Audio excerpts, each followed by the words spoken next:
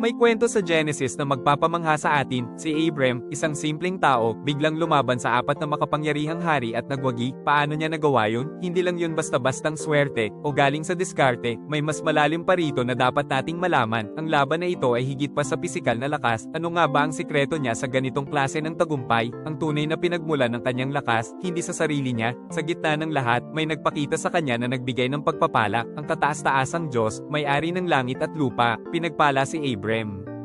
Ito ay mula sa Genesis Kapitulo 14, 11, ipinapakita nito na ang bawat tagumpay ay galing sa Kanya, ang ating lumikha, Siya ang nagbibigay ng tapang, karunungan, at proteksyon sa lahat ng laban natin, kaya't sa bawat hamon sa buhay natin ngayon, alalahanin natin ang kwento ni Abram, sa presensya at pag-iingat ng Diyos, may kapangyarihan tayong magtagumpay, hindi lang ito tungkol sa panalo, kundi sa pagmamahal at pangangalaga niya sa atin, kaya huwag kang susuko, ang bawat pagsubok ay pagkakataong maranasan ang Kanyang walang hanggang pagmamahal at kapangyarihan. Siya ang ating kasama, palagi.